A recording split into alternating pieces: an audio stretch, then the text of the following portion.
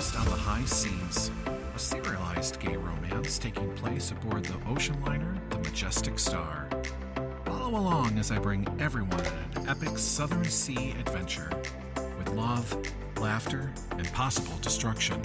Penned by Riley Mason, narrated by me, Brian Shepard.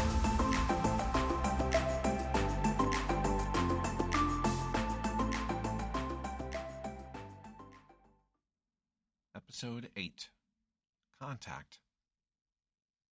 Any other part of the ocean, and I would have been there by now. White. Slowest to breaking speed. We need to cross the ice floe, Brian instructed, as the ship came head-to-head with ice, and a lot of it. We need to maintain the star's route. Slowing the ship to what Brian would consider breaking speed meant going in with just enough punch, then find and keep the right speed, as once you're in, there's no stopping or slowing down, as ice would be able to build up around the ship, forcing a complete stop. Some passengers often ask why stopping would be so bad. Well, that's easy. The ship would be crushed, as the ice would begin to build up. It would cause breaches along the hull from the ice being pushed against the ship. Even having a double hull doesn't always guarantee total protection. The Sun's comms officer has been trying to raise the star ever since they left the dock. Still no answer. All that could be heard is white noise. In fact, because of the storm and the ice, ships had been rerouted to avoid it. There are no other ships in the area. It was just the Sun and the star. As the Sun begins its icy journey, the sounds of crunching, along with the occasional nicks and dings, could be heard. If Brian is having to navigate through this much ice, he can only imagine what Joey is going through. Aboard the Star, Joey was on the bridge, trying to keep the ship clear of ice while he waited for a damage report from Burton, who was down on Deck A inspecting the damage.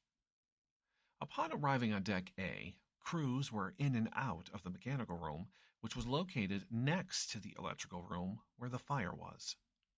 Water could be seen coming out from underneath the wall of lockers that were welded to the ship.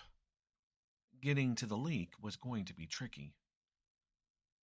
The ringing of the bridge phone broke the silence. Of course, answering it would mean bad news. "Not looking good, Cap," Burton said with a heavy sigh. "The water is coming in from behind the lockers, and they are completely attached to the ship. I'd have to cut away part of the hull. I have crews trying to think of another solution." "I already turned the pumps on, so hopefully that'll give us some time to figure this out.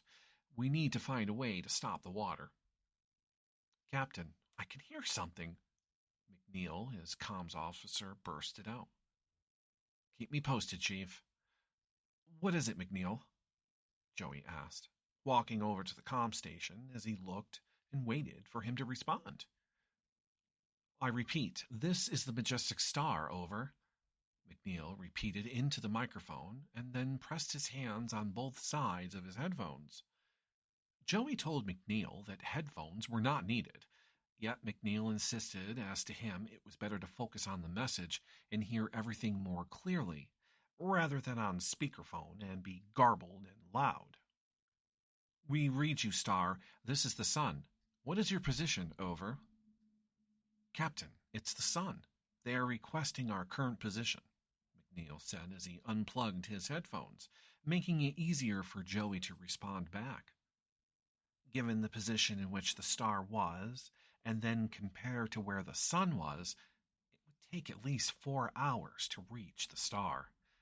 The ice is not helping either. "Captain Jericho, we have a problem. I'm taking on water, Deck A. Nothing major at the moment. Pumps are working, yet we can't get to the source." "Well, now we have reached the top of the worst things to happen while out at sea. Sinking." That what was going through Brian's mind when he just computed what Joey just said. Water coming in the ship. Not good. Ben. He needs to speak with Ben.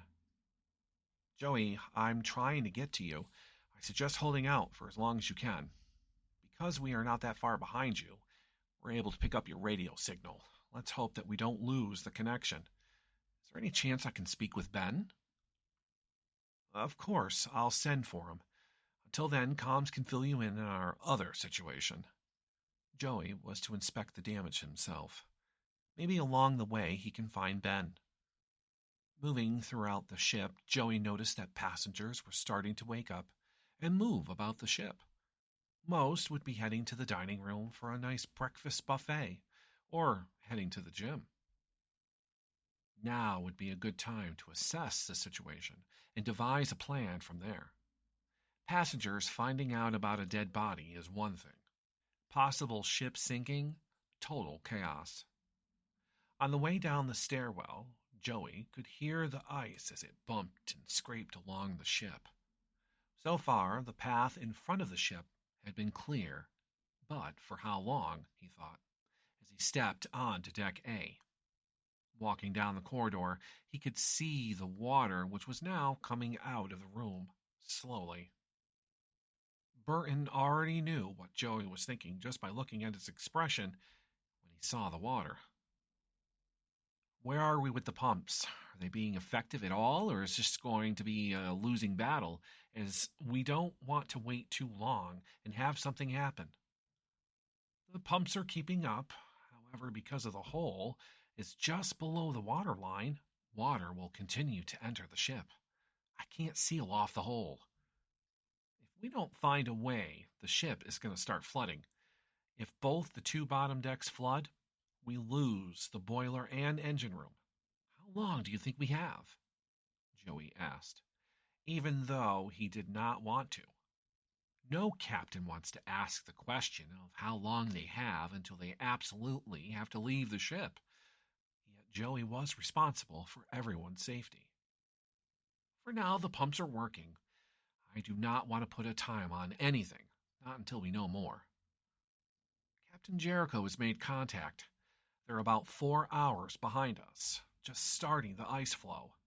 I had to explain that I'm trying to use the emergency route, which would bring us up to Penguin Island. Yet I'm forced to follow the ice flow. I'm hoping he can make it in time if help is needed. Keep me posted. By the time Joey reached the dining room, he noticed Ben talking with the mayor and Jordan. The mayor was not looking too happy, which means he was told about Fifi. Joey, I want to speak with Dubie. Give me one good reason why. We believe he killed that woman, and you want to go and talk with him? Out of the question. You don't understand. He has information. He knows things. I need to know why this all happened, as I'm sure I'm connected to all of this.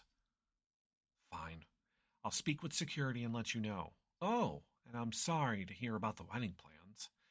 I heard from Ben that they canceled due to the weather. I hope they don't wait too long to try again.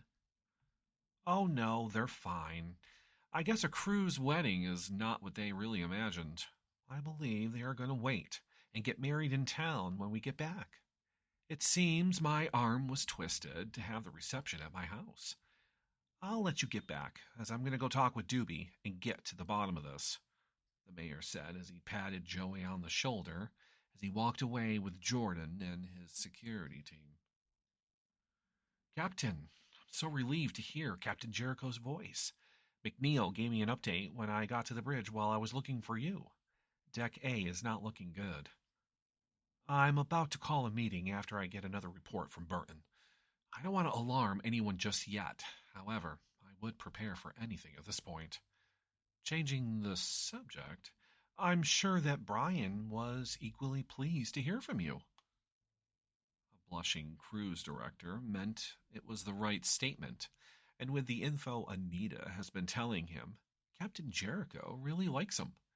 Ben deserves someone who will make him happy, as everyone does.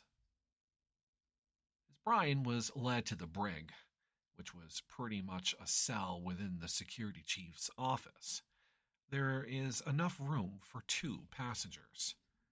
Of course, having a casino on board mixed with alcohol sometimes produces some colorful characters that cause trouble. Normally, the security officer would simply escort the person back to their cabin, unless you're stuck dealing with the ones that like to fight back, needing a night in the brig. Now, it was holding a potential murderer. Not the first one. As Brian was led into the security office, he could see the sad, lonely Dubie was just sitting behind a room with bars on the end of the bed, sulking with his head in his hands. That was until he heard people entering the room. Can I have the room, please? I'd like to talk with Dubie, Brian asked as he looked around the room. Agreeing, everyone started to walk out the door. Jordan can stay, Dubie said out loud, causing Jordan to turn around and look at Brian. Why Jordan? Security informed Jordan that they would be right outside the door if they were needed as he shut the door, then walked over to stand next to Brian. I am really sorry that it has come to this. I should have listened to you from the start. I didn't believe she would be so evil just to get your job. You offered me a job, and I should have taken it. But instead, I went to work with her. Now look, she's dead, and I'm in jail. Why? What happened? She must have done something to cause this. Yeah, her being a backstabber. I did what she wanted, and then she didn't come through on her end of the agreement. I had enough of being used like trash. Yes, but what does this have to do with me? Jordan asked. You don't remember me, do you? No, I'm afraid I don't. Have we met before? Yes. Before working with Sophia, I worked with your father. I also know about Cam coming to you after seeing your father and I talking. How did you know? You don't think your father wasn't going to tell your closest friends, even one who works there? Is that why you started to work for Sophia? Because the governor wanted to plant a spy in town? You turned me down to then help someone take me out. Great. I can't trust anyone. Who murdered Prudence? All you need to know is that the governor, great Governor Prescott, doesn't want you to win re-election as mayor. He knows you'll run against him for his job. A disgraced town mayor would most likely never be voted in. That and you're dating his son. You're not telling me anything that doesn't surprise me. What I want to know is why there are all the murders in town if that he's only after me. Dubie just stared at Brian. He wanted to say something that would blow the lid off this whole situation and get those involved in trouble. Then again, even being in jail, Dubie was not sure if he would be safe if those people were to find out that he spilled the beans to the mayor. You're right. There is so much more that you don't know. However, I believe I will wait till we talk before I say any more. Again, I am sorry, Dubie finished as he simply got up off the bed and walked away, turning his back to Brian. Still walking away with unanswered questions. For now, to finish the trip and deal with this storm when they returned home. When news of her death reaches the papers, Brian and Jordan were sure his father would amp up his attacks, causing more headaches. Hopefully, no more citizens or friends had to die. Meanwhile, Chief Wilton and his crew were hard at work trying to fix the fist-sized hole, which was a non-reachable area. The water was now reaching below. Burton was worried that if they did not get this under control, the ship would start to list, causing a very big problem.